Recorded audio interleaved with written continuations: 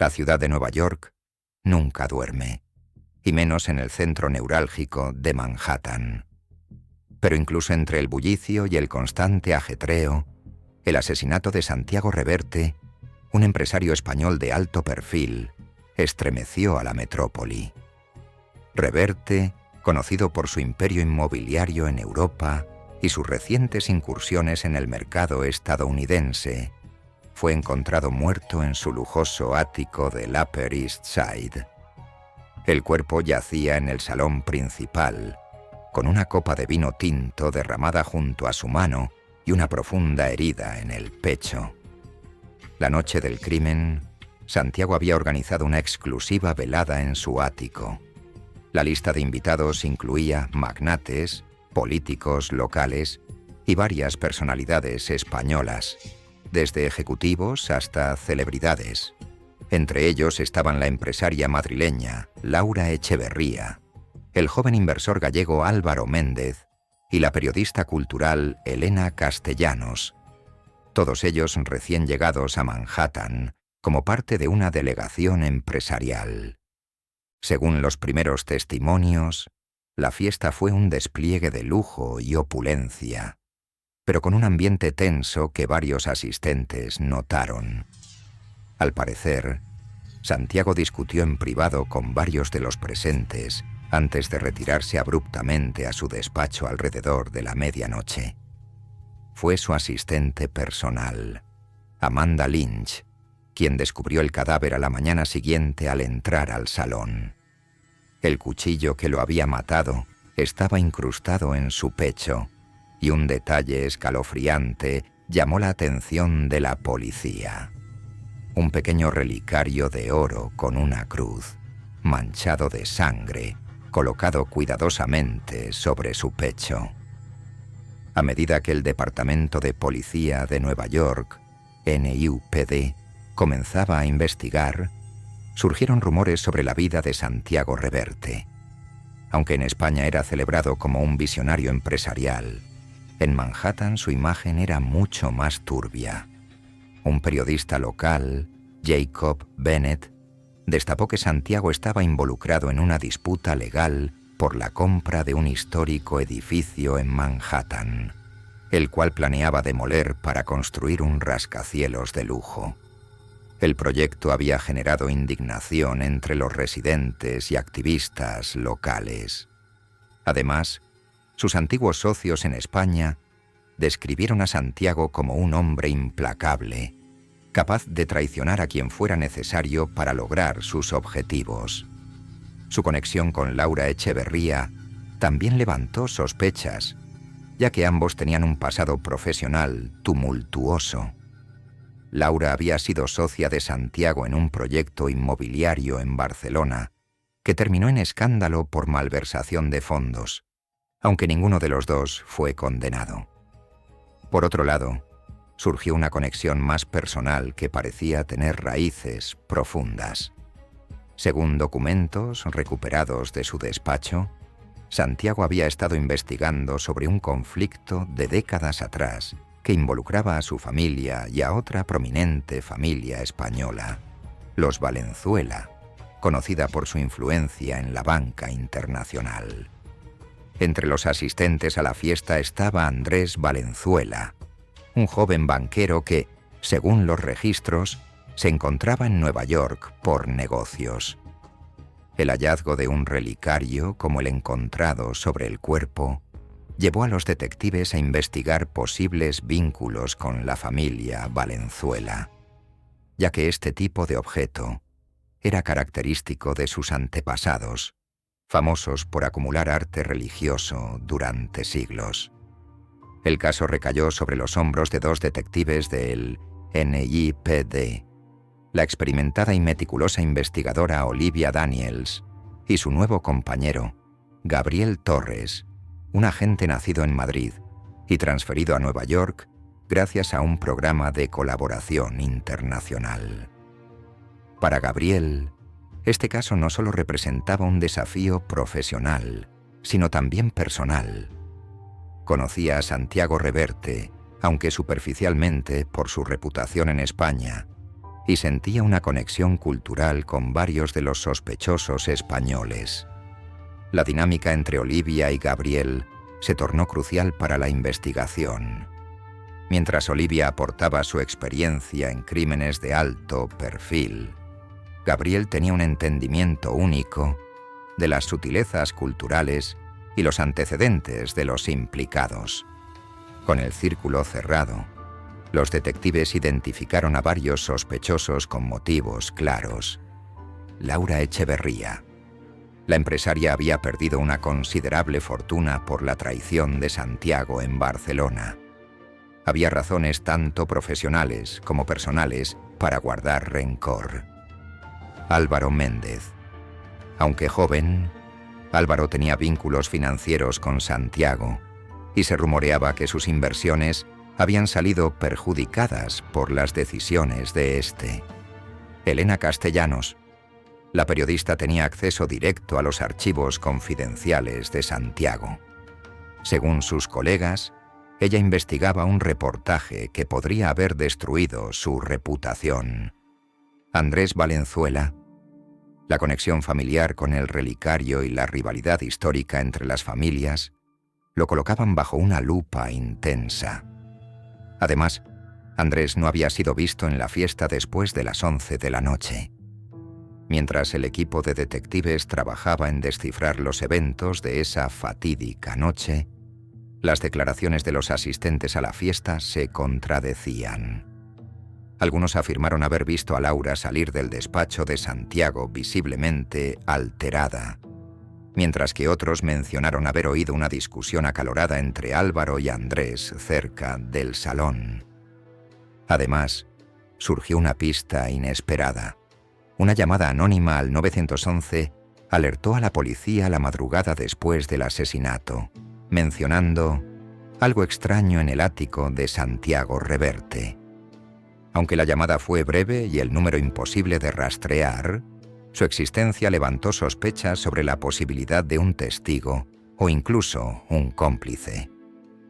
Con un crimen complejo y múltiples sospechosos, Olivia y Gabriel comenzaron a descifrar el enigma detrás del asesinato de Santiago. ¿Era este un acto de venganza personal, un ajuste de cuentas empresarial o un crimen con raíces históricas y familiares? La tensión en Manhattan era palpable, y el caso prometía ser tan fascinante como peligroso. La investigación apenas comenzaba, y la verdad, como siempre, se encontraba oculta entre mentiras, secretos y alianzas inesperadas. El asesinato de Santiago Reverte se convirtió en un caso mediático que acaparaba titulares tanto en Nueva York como en España. Mientras los detectives Olivia Daniels y Gabriel Torres profundizaban en las vidas de los sospechosos, la investigación reveló capas inesperadas de secretos, alianzas rotas y agendas ocultas. Cada pista apuntaba en direcciones contradictorias, y el tiempo para resolver el caso era crucial, ya que la presión de los medios y de los involucrados crecía exponencialmente. Las inconsistencias de los testimonios. Una semana después del crimen, Olivia y Gabriel comenzaron a notar discrepancias flagrantes en los testimonios de los asistentes a la fiesta. Laura Echeverría insistía en que su última interacción con Santiago había sido cordial. Sin embargo, registros de cámaras de seguridad mostraban que ella había ingresado al despacho de Santiago justo antes de la medianoche y no había salido hasta 20 minutos después. Durante su interrogatorio, su actitud oscilaba entre la cooperación y el nerviosismo, y su abogado interrumpía constantemente las preguntas más incisivas. Álvaro Méndez declaró no haber hablado con Santiago en toda la noche, pero testigos afirmaron haberlos visto enfrascados en una discusión cerca de la terraza. Más inquietante aún, un análisis de sus mensajes de texto mostró que había enviado una serie de mensajes encriptados a un número desconocido justo antes del asesinato. Elena Castellanos. aunque parecía haber mantenido una relación profesional con Santiago. Su diario personal reveló que la periodista había sostenido un romance secreto con él, el cual había terminado abruptamente cuando Santiago decidió aliarse con Laura en su nuevo proyecto en Nueva York. Andrés Valenzuela se mantenía firme en que había dejado la fiesta temprano, alrededor de las 11:30 p.m.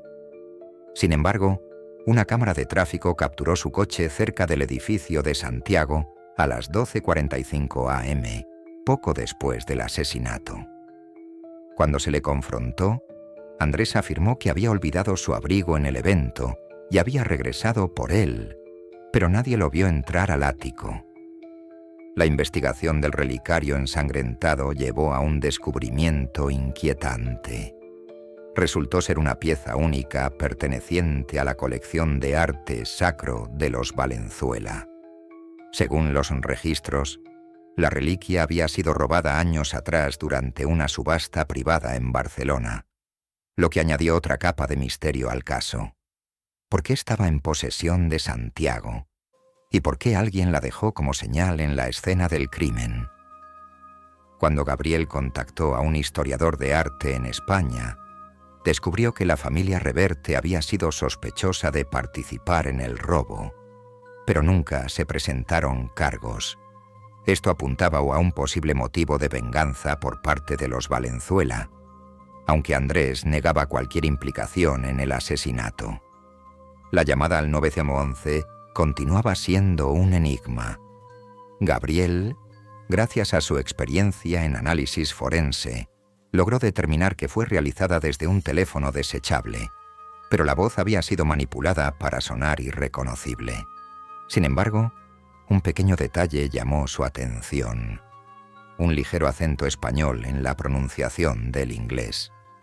Esto redujo significativamente la lista de sospechosos, pero también planteaba preguntas. ¿Fue la llamada hecha para alertar a las autoridades? ¿O era parte de un plan más grande para desviar la atención? Mientras revisaban el apartamento de Santiago por tercera vez, Olivia encontró un compartimento oculto en su despacho. Dentro había una carpeta con documentos incriminatorios sobre varios de los asistentes a la fiesta. Laura Echeverría. Un contrato que probaba que Santiago la había obligado a firmar una cláusula de exclusión financiera en su último proyecto conjunto, dejándola sin recursos legales para reclamar parte de los beneficios. Álvaro Méndez. Transferencias bancarias que sugerían que Santiago lo había estafado en una inversión inmobiliaria en España. Elena Castellanos. Fotografías de su relación con Santiago, que parecían ser utilizadas para chantajearla. Andrés Valenzuela. Una carta dirigida a un familiar de Santiago, revelando que Andrés había manipulado fondos bancarios para beneficiar a la familia Valenzuela. Estos documentos no solo mostraban la capacidad de Santiago para manipular a quienes lo rodeaban, sino que también confirmaban que cada uno de los sospechosos tenía motivos contundentes para asesinarlo. Gabriel se mostró especialmente afectado por el caso. Su conexión cultural con los sospechosos lo obligaba a navegar por un delicado equilibrio entre la empatía y la objetividad. En un momento de frustración, Gabriel confesó a Olivia que había conocido personalmente a Santiago años atrás en una conferencia en Madrid. Aunque no eran amigos cercanos, Gabriel siempre había sentido una admiración ambivalente por su éxito. Esto llevó a Olivia a cuestionar si Gabriel estaba emocionalmente demasiado involucrado, pero su perspicacia y habilidades en la investigación fueron clave para avanzar. Un detalle crucial surgió cuando Amanda Lynch, la asistente personal de Santiago, fue reinterrogada. Aunque inicialmente parecía una testigo circunstancial, Gabriel notó inconsistencias en su relato. Amanda afirmó haber salido del edificio alrededor de las 10:30 p.m., pero los registros de entrada mostraron que su tarjeta de acceso fue usada nuevamente a las 12:10 am. Cuando se le confrontó, Amanda confesó haber regresado al ático, pero insistió en que no tenía nada que ver con el asesinato. Más tarde, Olivia y Gabriel descubrieron que Amanda había sido despedida por Santiago semanas antes, pero él le permitió quedarse hasta encontrar otro empleo. Esto planteaba preguntas inquietantes. ¿Podría su aparente lealtad ocultar una sed de venganza? En un intento por desentrañar la verdad, Olivia y Gabriel organizaron un interrogatorio colectivo en la estación de policía. La tensión entre los sospechosos fue palpable y el enfrentamiento derivó en acusaciones mutuas. Andrés Valenzuela insinuó que Laura Echeverría estaba obsesionada con recuperar su fortuna perdida y que era capaz de cualquier cosa para conseguirlo. Álvaro Méndez acusó a Elena Castellanos de manipular información en su reportaje para vengarse de Santiago, mientras Laura afirmó que Andrés tenía un motivo familiar para el crimen. En medio del caos, una frase de Andrés llamó la atención de Gabriel. Él siempre fue demasiado ambicioso. No podía dejar de tomar cosas que no le pertenecían, incluso si eso significaba destruir familias. La frase aparentemente dirigida a Santiago tenía un doble filo, como si Andrés también hablara de su propia vida. Las piezas del rompecabezas comenzaban a encajar en la investigación del asesinato de Santiago Reverte. La presión mediática era implacable, y los detectives Olivia Daniels y Gabriel Torres sabían que no podían permitirse cometer errores. Con las tensiones al máximo, decidieron realizar una reconstrucción del crimen en el apartamento de Santiago, una táctica arriesgada, pero necesaria para obligar a los sospechosos a revelar más de lo que pretendían. En el ático, Olivia y Gabriel reunieron a Laura Echeverría, Álvaro Méndez, Andrés Valenzuela, Elena Castellanos y Amanda Lynch. Usando las pruebas y las inconsistencias de sus relatos, los detectives narraron la noche del crimen paso a paso. Durante la reconstrucción, cada sospechoso parecía más nervioso y sus interacciones se volvieron tensas. La reliquia y los documentos.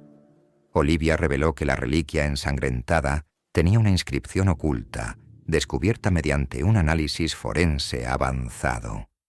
La inscripción vinculaba a la familia Reverte con el robo en Barcelona, un hecho que Andrés Valenzuela confirmó a regañadientes.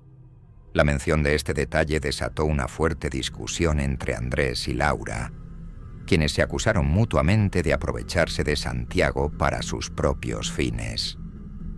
Los documentos ocultos. Cuando se presentaron las pruebas de las manipulaciones de Santiago contra cada sospechoso, la atmósfera se tornó explosiva. Álvaro Méndez perdió los estribos y gritó que Santiago se merecía todo lo que le pasó. Laura, por su parte, permaneció estoica, mientras Andrés y Elena intercambiaban miradas acusadoras. Finalmente, Amanda Lynch rompió en llanto. Admitió haber regresado al apartamento después de las 12:00 am, pero afirmó no haber matado a Santiago. Según su relato, encontró a Santiago ya muerto, con Laura Echeverría de pie junto al cuerpo.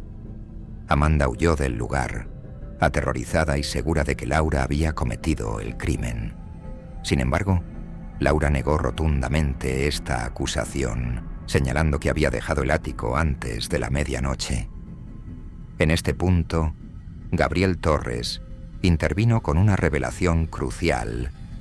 Un análisis de ADN en la escena del crimen había encontrado rastros de una sustancia única en los guantes de látex descartados, una sustancia que coincidía con un medicamento utilizado por Andrés Valenzuela. Cuando se le confrontó, Andrés confesó parcialmente. Había ido al ático a enfrentar a Santiago por el robo de la reliquia, pero juró que cuando llegó, Santiago ya estaba muerto. El análisis de las cámaras de seguridad en el edificio reveló un detalle que nadie había notado antes. Un hombre con una gorra oscura y chaqueta había ingresado al edificio minutos antes de la medianoche y salió apresuradamente a las 12:20 am. Gabriel, al revisar la imagen detenidamente, reconoció al hombre. Era un primo de Laura Echeverría, José Luis, un exconvicto que había trabajado en la seguridad de uno de los proyectos inmobiliarios de Santiago. Laura, acorralada, confesó finalmente. Había contratado a su primo para intimidar a Santiago, pero la situación se salió de control. José Luis, al confrontar a Santiago, perdió los estribos y lo golpeó con la reliquia, matándolo accidentalmente. Laura intentó cubrir sus huellas, limpiando parte de la escena y manipulando los relojes de seguridad para desviar las sospechas hacia Andrés. Laura Echeverría fue arrestada y acusada de complicidad en el asesinato y obstrucción a la justicia. Su intento de desviar la culpa hacia Andrés Valenzuela casi logró su objetivo, pero las pruebas forenses la incriminaron. José Luis fue capturado en una operación conjunta entre la policía de Nueva York y la Interpol. Confesó el asesinato de Santiago, alegando que actuó en defensa propia tras una discusión violenta. Andrés Valenzuela, aunque fue exonerado del asesinato, su participación en actividades financieras ilegales salió a la luz. Fue arrestado por fraude y lavado de dinero. Álvaro Méndez y Elena Castellanos. Ambos quedaron marcados por el caso, pero no enfrentaron cargos. Sin embargo, sus reputaciones y carreras sufrieron daños irreparables. Amanda Lynch, aunque inicialmente fue considerada sospechosa, fue liberada sin cargos. Decidió regresar a España, dejando atrás el caos y el trauma del caso. El caso dejó una marca indeleble en Olivia y Gabriel. Para Olivia fue un recordatorio de lo compleja que puede ser la naturaleza humana, incluso entre los círculos de élite. Para Gabriel fue una experiencia profundamente personal, que lo conectó con sus raíces culturales y lo obligó a enfrentar las contradicciones de su pasado. La historia de Santiago Reverte se convirtió en un símbolo de cómo el poder, la ambición y los secretos pueden desentrañar incluso las relaciones más sólidas. En última instancia, el asesinato no fue solo un acto de violencia, sino el resultado de una red de traiciones y resentimientos que se tejió durante años. Manhattan volvió a su ritmo frenético, pero para quienes vivieron este caso, las cicatrices permanecieron.